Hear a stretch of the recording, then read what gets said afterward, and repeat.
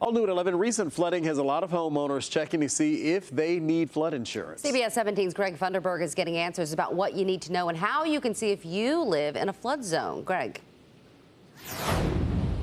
Well, Angela and Rob, when you think about the rain we see tonight, heavy rain has been a part of our area for so many months now, it's caused some extensive flooding. But when you think about that extensive flooding, experts say so many people think once they have flooding in their home, their homeowner's insurance will take care of the bill. But they say if you take a look at the fine print, you will get a rude awakening.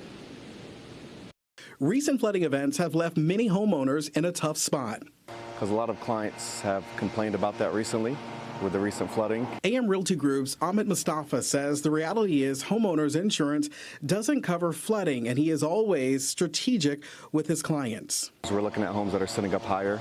UNC PhD student Helena Garcia is leading new research that found repetitive flooding in North Carolina is far more common and more widespread than previously recognized. She says they looked at 78 flood events from 1996 to 2020. We basically found that over 90,000 buildings flooded in one of those 78 floods that we mapped. It also found 20,000 of those buildings flooded in multiple events. About 43% of them were located outside of that FEMA 100-year floodplain. North Carolina has made it easy to see if you are in a flood zone with the Flood Risk Information System.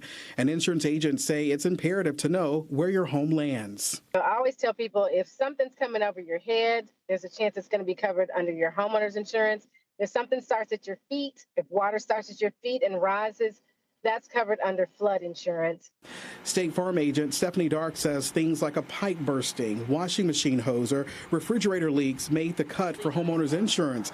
But she says doing your research can save you money. Know where you're moving to, know if there has been any flooding in the last 5 to 10 years. And it's something real estate agents like Ahmed considers for all potential home buyers. I would see a lot of people that are buying homes, they usually would buy homes that have a downslope or downhill.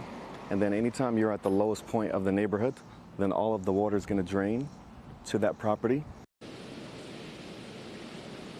It's also important to know FEMA says that just 1 inch of water inside your home can cause anywhere around $25,000 in damage to your home. So it is so important that you look to see if your home is in a floodplain. You can go to our website right now, cbs17.com, and click on this story. And we have posted a link over to that site here in North Carolina where you can put in your address to see if you are in a flood zone and if you need to invest in flood insurance. Reporting live in Wake County, Greg Funderburg, CBS 17 News. All right, Greg, thanks so much. Appreciate it.